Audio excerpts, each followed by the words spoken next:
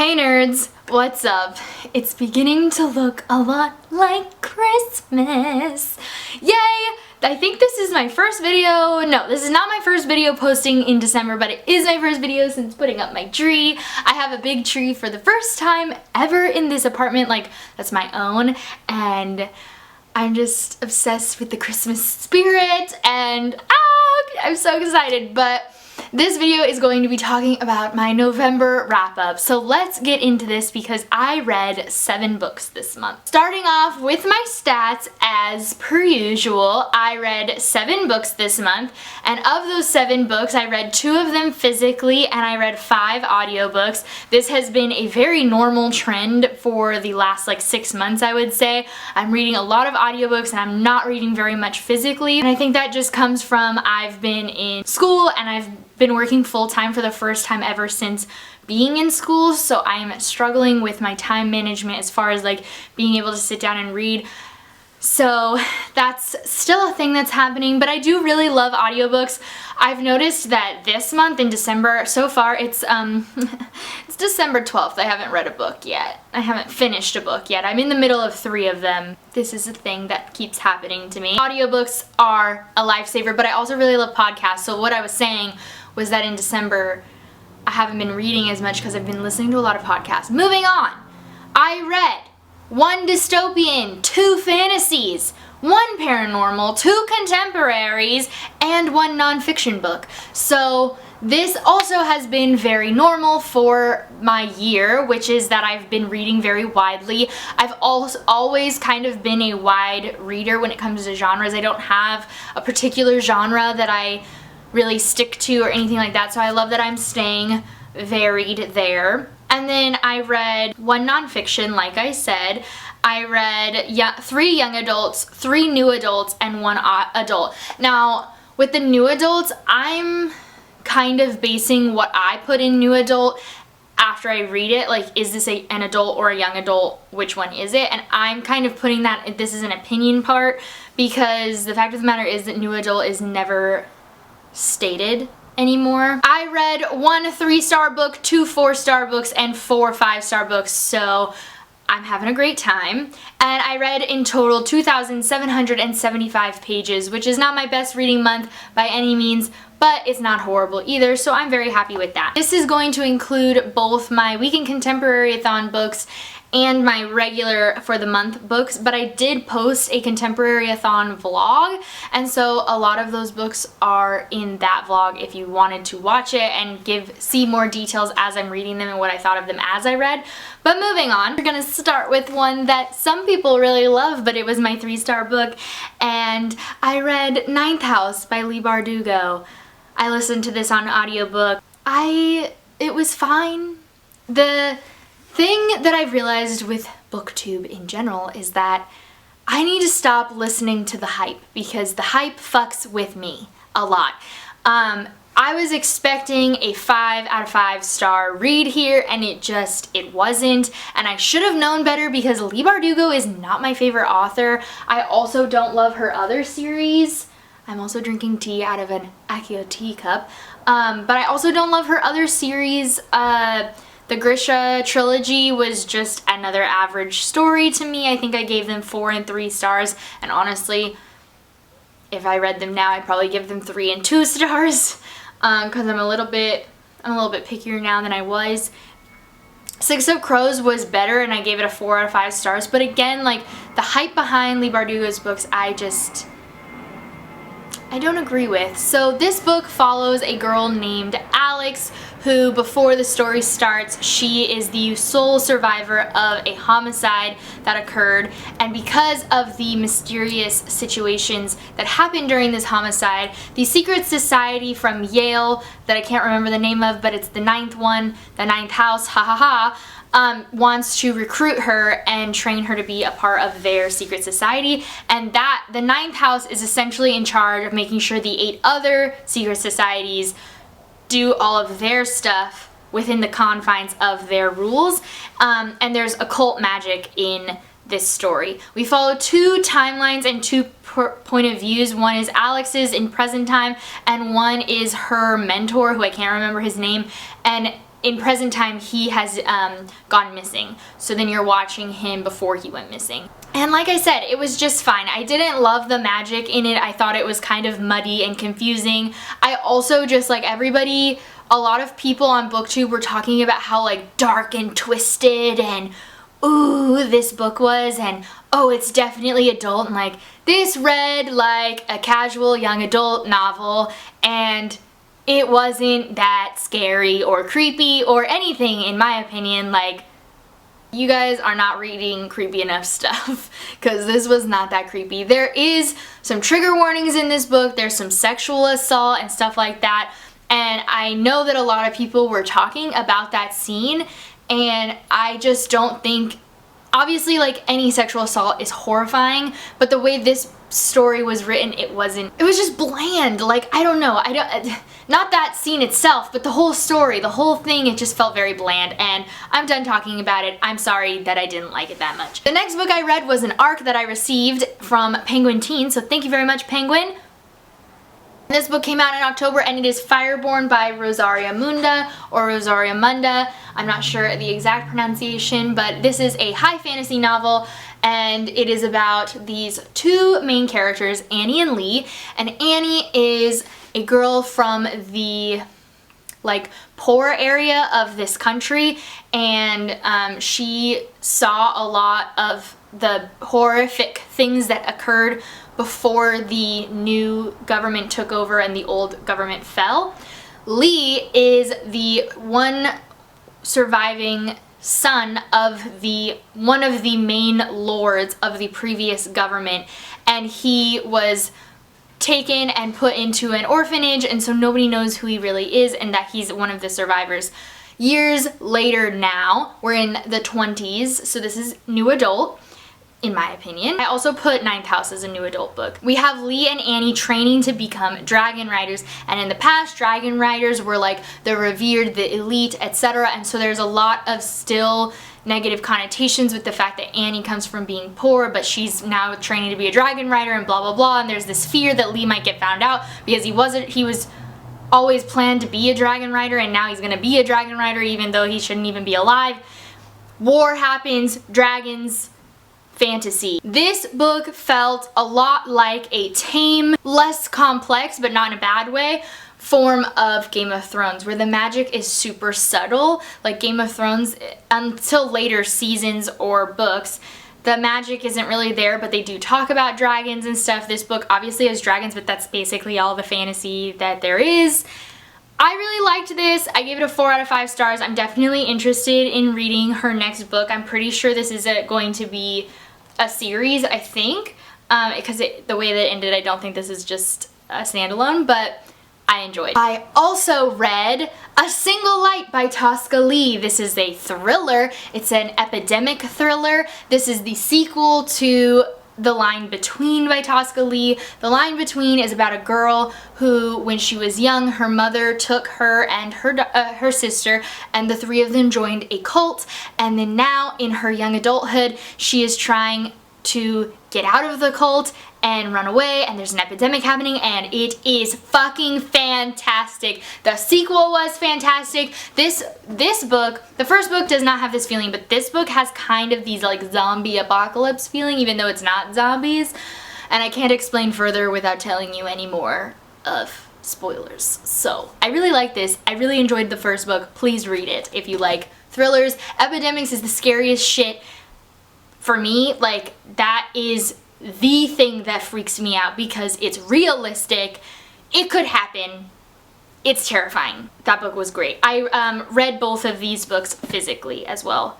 Fireborn and A Single Light. Okay, moving on to my 5-star books. I read Dark Dawn by J. Kristoff, which is the finishing book, the last book in the series for Nevernight, and I loved it. There are things that I wish could have been done differently. I don't particularly love the romance stuff that happens in this entire series, but I get over it because at the end of the day, I really love so much of this series, and it's so thought out and well crafted, and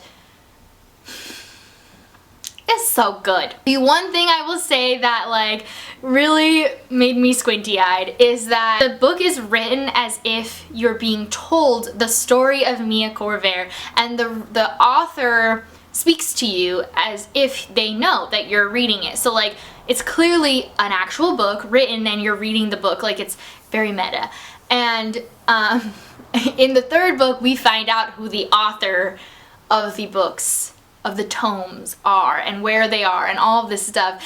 And the second that we found that out, I was like, ew. All of these sex scenes got real weird when we find out who wrote them. I didn't love that. But other than that, I really loved so much of this series. I just, Mr. Kindly, have feelings. I have feelings. I can't talk about any of the feelings, but if you've read the books, I would love to talk to you because I'm emotional. We gotta move on. I can't talk about it. If you don't know what Nevernight is about, it's about Mia Corvair, whose parents were murdered by the Julius Scava, who's like the leader of the government in this world, and she decides to go train with the assassin school, the Red Church, in order to seek revenge.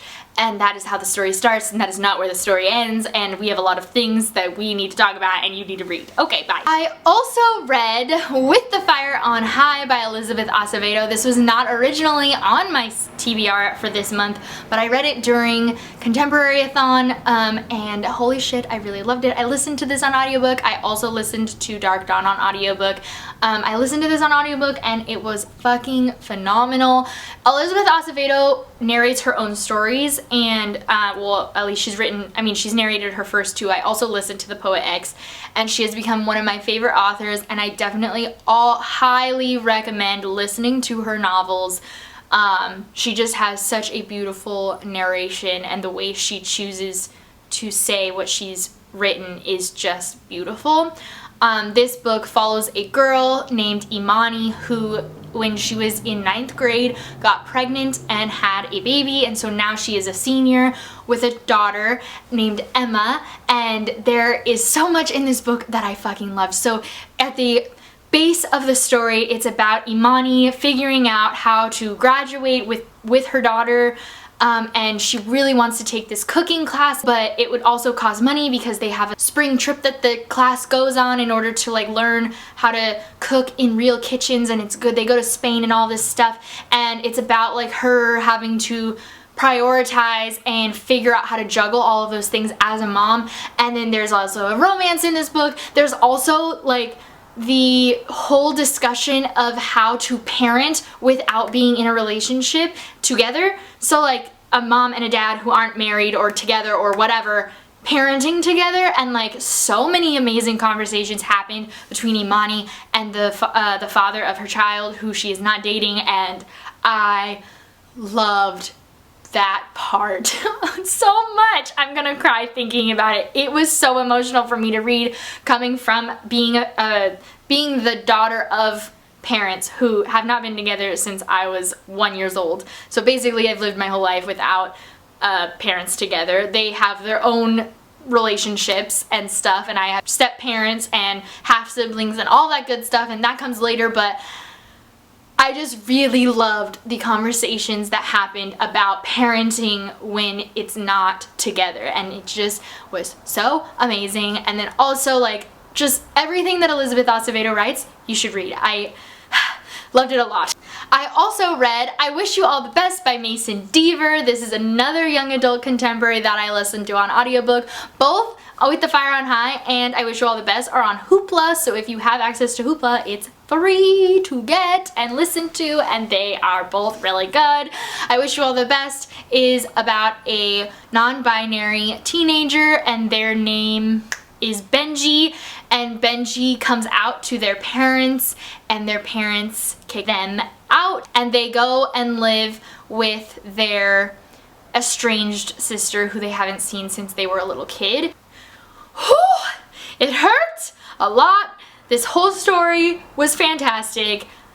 I have a lot of feelings about it, and I don't even know really what to say other than that, from my perspective, being a person who is not non-binary and doesn't actually know anyone super personally that's non-binary, like my My knowledge of it is very minimal and basic, but I think that it was really well done. And I know that Mason Deaver is non-binary themselves, so it is Own Voices, and holy shit, it was good. Okay, I'm gonna stop talking about it now. The last book that I have to talk about, my foot is asleep. The last book that I have to talk about is You Are a Badass by Jen Sincero. This is the nonfiction book that I read this month. And I have been really into reading books like this. This is like essentially a self-help book. The hiccups. I listened to this on audiobook as well. It's also on Hoopla for free if you're interested. And basically this book has, let me just read the back to you. You Are a Badass is the self-help book for people who desperately want to improve their lives but don't want to get busted doing it. In this refreshingly entertaining how-to guide, best-selling author and world-traveling success coach Jen Sincero serves up 27 bite-sized chapters full of hilariously inspiring stories, sage advice, easy exercises, and the occasional swear word, helping you to identify and change the self-sabotaging beliefs and behaviors that stop you from getting what you want, create a life you totally love and create it now, and make some damn money already, the kind you've never made before. By the end of You Are a Badass, you'll understand why you are, how to love what you can't change, and how to change what you don't love, and how to use the force to kick some serious ass. A lot of the podcasts I've been listening to lately, and then I have, like I said, been reading some of books like this. I just have been feeling really resonated with, and like it's giving me some different perspectives and stuff, and like I feel like I've gotten old and suddenly become a woman who wants to know what the hell to do with the rest of her life. I don't know, like I don't really know how to explain what these kinds of books have done for me succinctly and quickly, but I have been really loving them. And if you're interested in some podcasts specifically that I've been listening to that have like similar like vibes to this, and like, you know, self perspective and mindfulness and like all of that, I did post a podcast video on my second channel, so I'll link that up above, and it has other podcasts too, but it definitely has quite a few podcasts that are more in this realm of entertainment and listening and advice and all of that stuff, so I'll link that there. But I read this book, I really liked it, so that's that, and that's the end of this video. I am not going to be posting a TBR for December because it's already December 12th, and also because I didn't actually make myself a TBR for December. I just wanted to wing it, and I've been trying to read some books that I've been really wanting to read in 2019. That's basically what my TBR was. Rather than like a specific list of things. But I am going to be posting a video on my second channel. It's gonna be asking for questions for a Q&A, so if you're interested in asking me questions like about anything, about reading, about lifestyle, about working out, food, whatever, I don't care, marriage, where my futures lie, whatever, my interests, I don't care. If you're interested in asking me questions, you can either leave them in the comments down below, or you can tweet them at me, you can DM me on Instagram. I honestly don't care where you ask them, but I do want to start getting some questions because I do want to make that video, and it'll go up on my second channel as well. And that's my announcement for now, and I'll see you guys very soon with a new video because I'm trying to make 2 videos here and 2 videos on my second channel a week. Thursdays and Saturdays here, Fridays and Sundays there. So I'll see you guys very soon with a new one. I hope you guys enjoyed this video. Please give it a thumbs up if you did. Make sure to hit that subscribe button if you haven't already. And I'll see you guys very soon.